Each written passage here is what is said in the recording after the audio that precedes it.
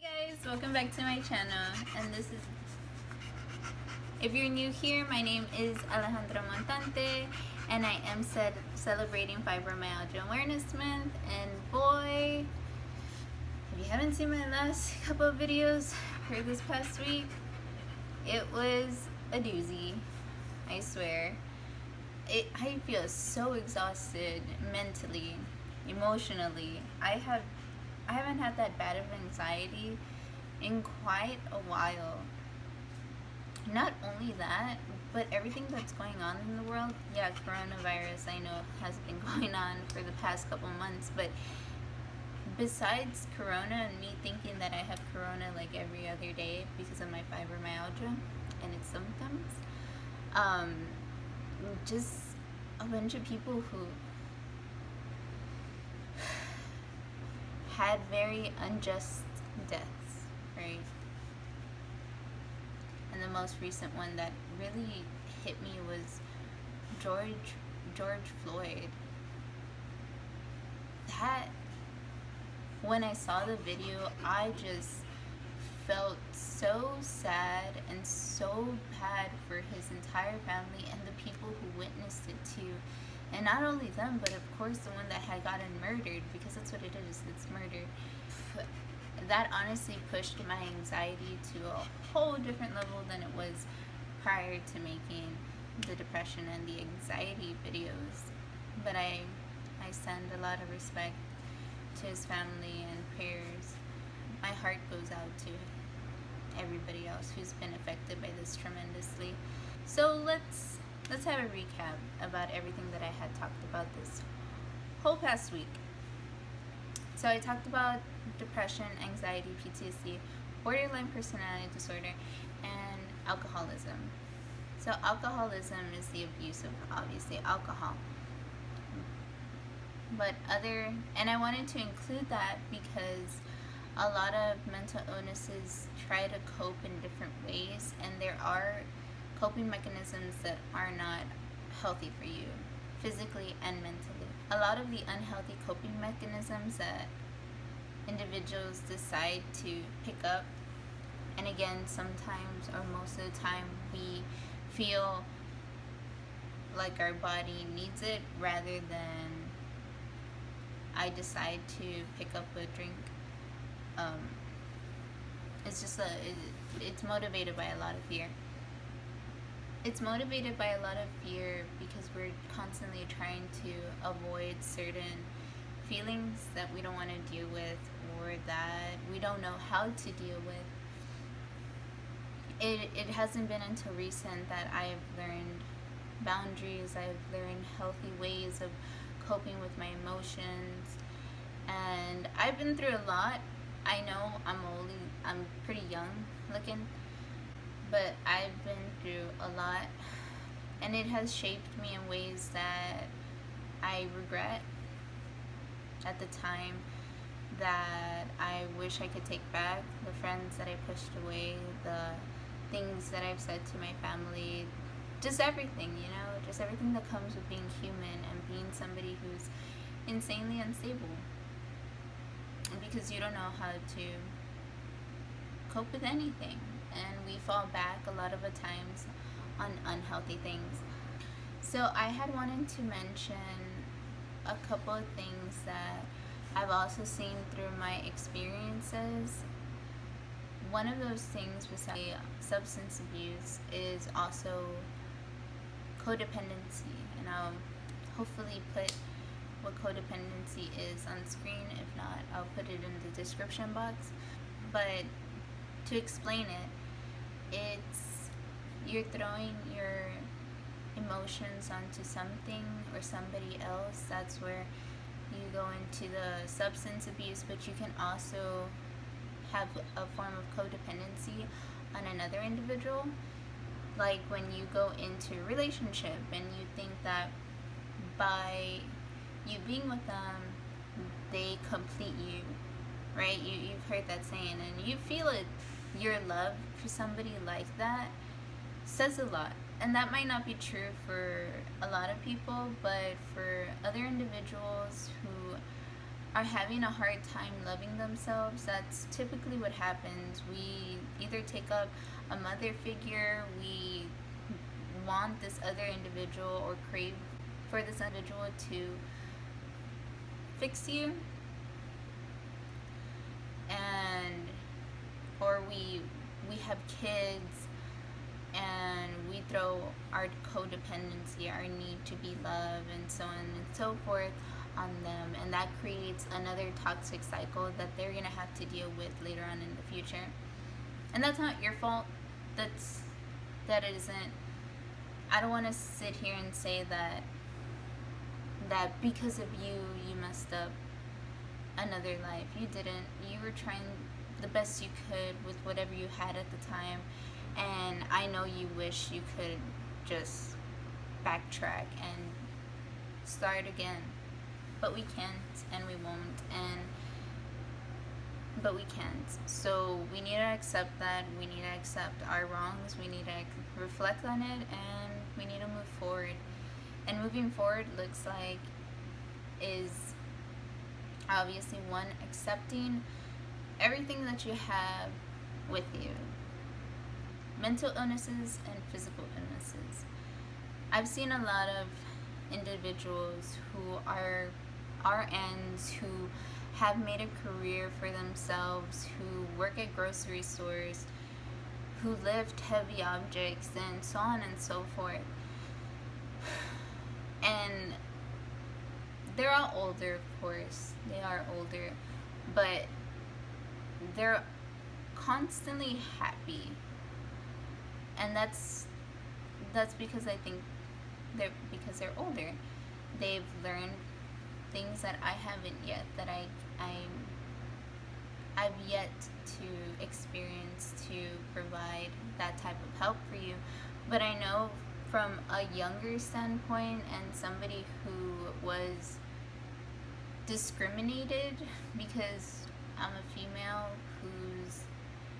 whose age was 21 at the time, and nobody wanted to listen to me. And when I was hospitalized for a couple of days and told that I had leukemia, it was weird. And being told like, oh, everything's okay with you, so you can get out of here from the hospital, from doctors, from specialists,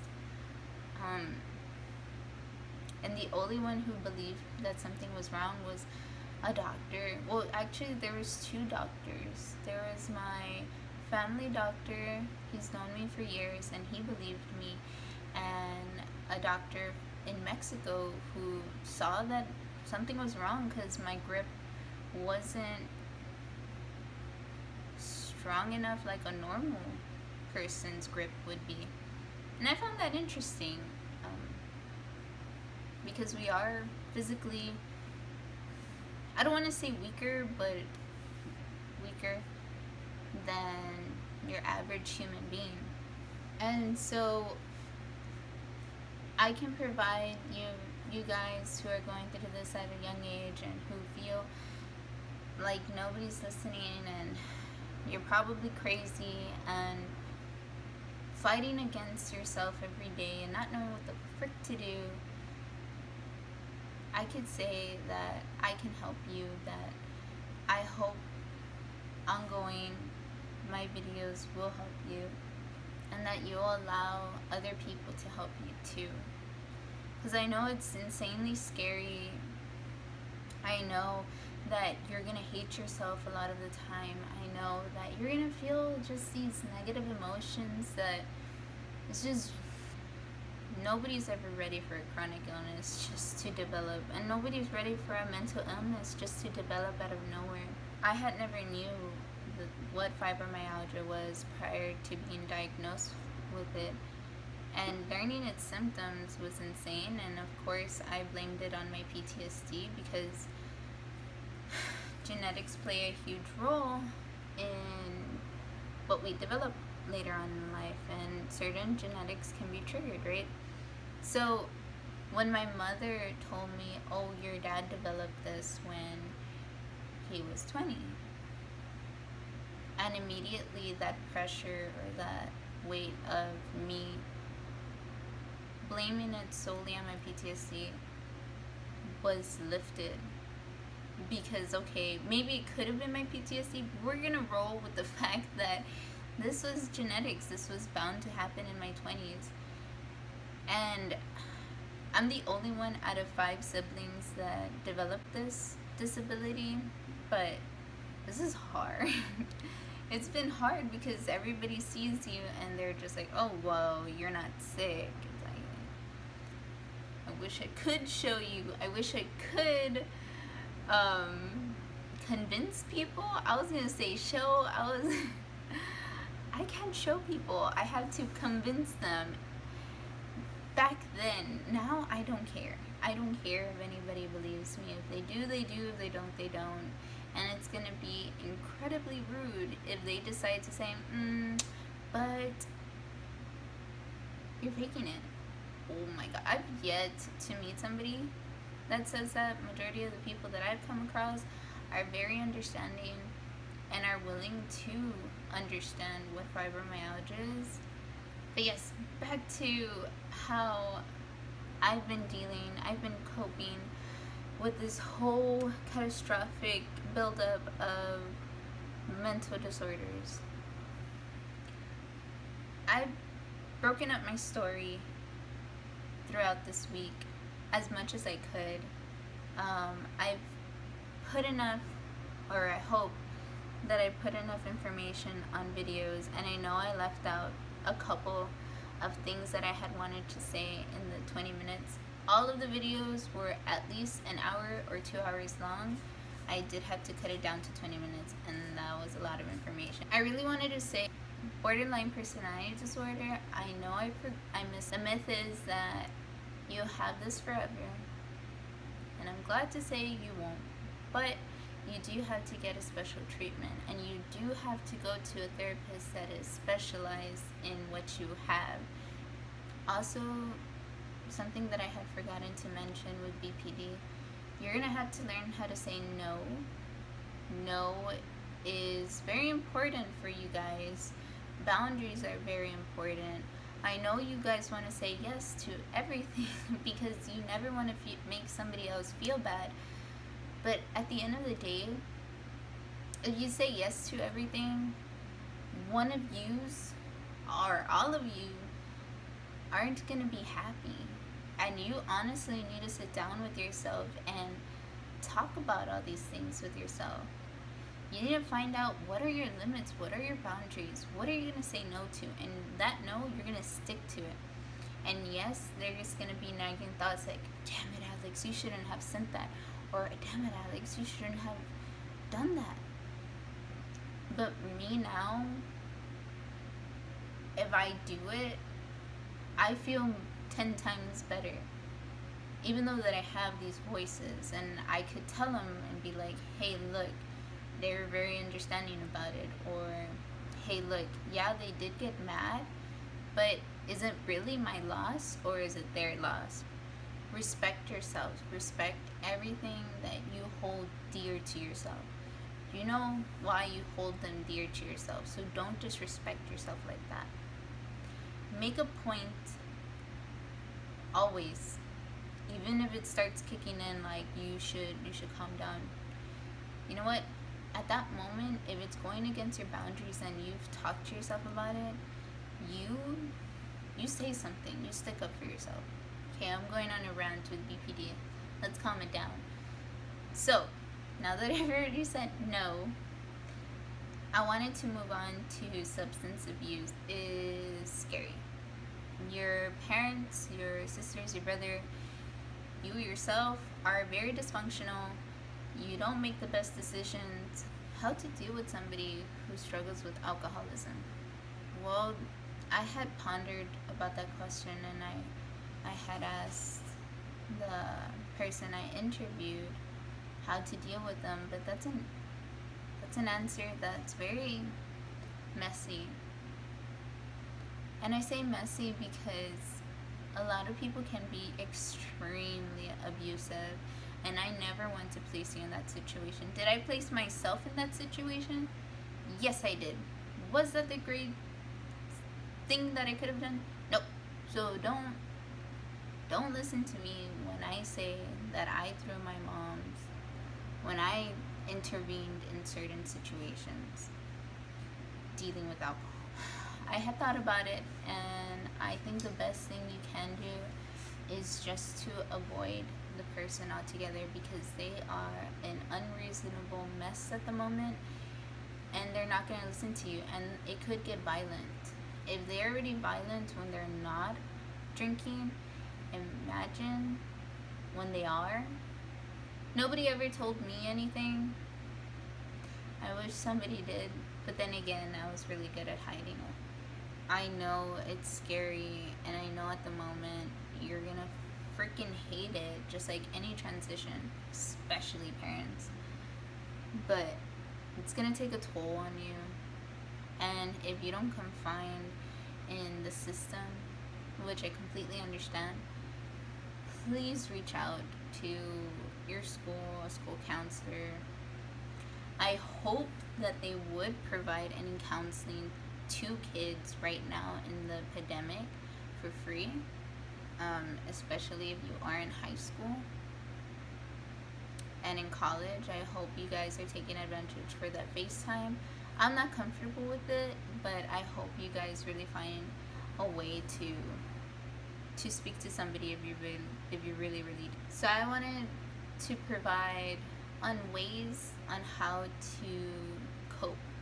Exercises you can do for your anxiety, for your PTSD, how to truly reflect on it, on BPD, how to calm it down, what are exercises you could do so you can come back to the present, especially with quarantine. And I should have done this earlier in the month. I really hope you guys find help in those, and I will go over some tomorrow, and I'll end it off with how I've come to peace with everything that I have, and how I've been able to just truly come to peace with my soul. But I hope you really enjoyed this video. I know it's just me rambling a lot, but again, my heart does go out to all those individuals who are getting affected in every shape or form right now, with the quarantine, with the COVID, with stuff that's going on in Memphis, from the family who lost their son that I know was incredible. I could feel it. I could feel it, that he was an incredible person, and how all of this negativity has and is affecting individuals with anxiety and causing more pain for those who are dealing with an invisible or any form of chronic illness. Alright guys, I love you so much. Oh gosh, can't wait for tomorrow. It's almost over. I can't wait for tomorrow to end it all and continue this YouTube videos. I can't wait to see you guys tomorrow. I love you guys so much. So much. Bye. I love you guys so much. I love you guys so much. Bye.